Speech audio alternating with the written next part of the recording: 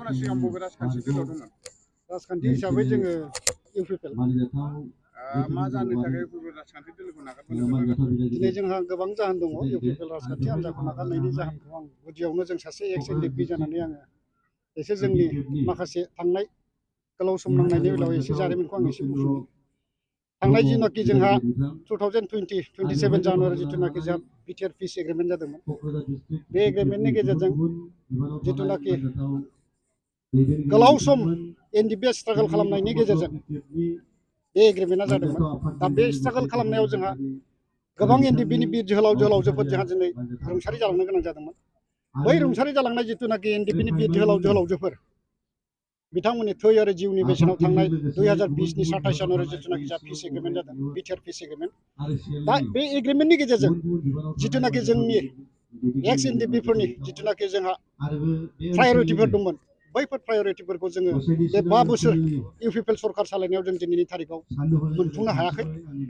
जाहोना बेनो, दिनै जोंहा भारत सरकारनिफ्राय जिथुनाखि जोंहा एक कालि दान हिसाबै 4 लाख मोननांगौ दंमोन, दिनै बैफोर रिहेबिलिटेसनखौबो दिनैनि थारिखआव जों मोनफुंजोबनो हायाखै।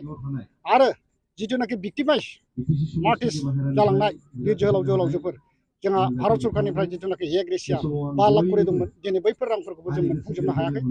दिनै बैफोर नोजोरखौ बे बिथिंखौ जों नोजोर बोनानै दिनैनि थारिखआव जोङो एसे गोलाव स्ट्रागल खालामनायनि गेजेराव बे बिटिआर पिस एग्रिमेन्टखौ मोनफुंनायनि गेजेरावबो जोङो जोंनि नांनायनि जिथु बिनिमय जिथुनाकि प्रायरिटि बेफोरखौ मोनफुंनो हायैयाव जों दिनै इउपिपिएल दोलोनिफ्राय जोङो दिनै गोजान जाबोदों।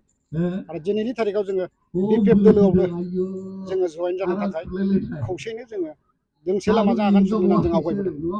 जौगानायनि थाखाय माबायदि हाबा मावलांनो थाखाय साखाफारा जादों नोंथांमोना? दिनैनि थारिखआव जोङो बेखौनो नुदों, बिपिएफ दोलोनि जिथु मुरबि चिफ हाग्रामा महिलारि सार, जिथुनाखि बिथाङा मोनसे ससियेल मिडियानि गेजेरजों मोनसे कमिटमेन्ट होदों, जिथु जेलाव थानाय फाउन्डार रन्जन दैमारि सार, लोगोसे बिथांजों लोगोसे थाफानाय बिर जोहोलावफोर बिथांमोनखौ उदां अख्राङाव लाबोनो थाखाय जिथुनाखि ससियेल मिडियानि गेजेरजों जे कमिटमेन्टखौ होदों, बे कमिटमेन्टखौ जोङो मोनसे बिसास खालामनानै सैथोनो बे मोगथाङाव महर मोनगोन होननानै बा उदां अख्राङाव लाबोनो हागोन होननानै जों बेखौनो नोजोर बोनानै दिनै आवगायबोदों।